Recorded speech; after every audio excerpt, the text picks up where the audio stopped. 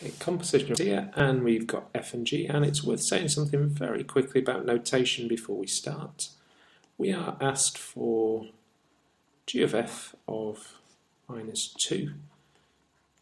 We might also see this written as g of f minus 2 without 0. We might see g of f of minus 2. All these things would make good sense and all would be pretty much the same thing. What it means is we've got to take minus 2, put it through the function f, and put it through the function g once we've got our answer. So let's do that.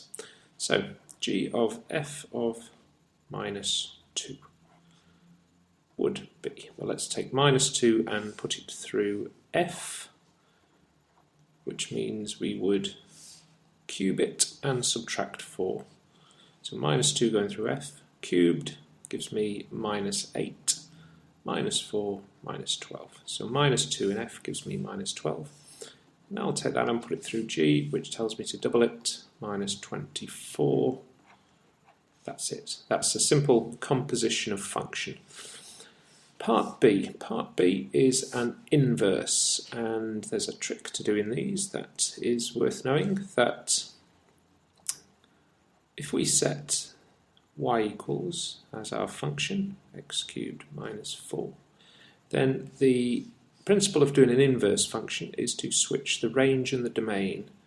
What goes in comes out, and what comes out goes in. So we swap things around. So we swap around the x and the y. And so if we write x for y and y for x, immediately what we've written is the inverse function.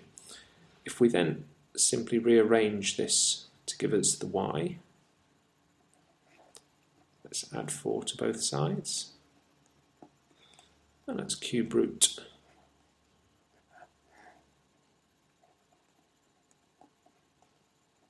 And that would be our inverse function. And this is well to go back to our notation that was asked for and given. And so the inverse function is the cube root of x plus 4. That is our inverse function.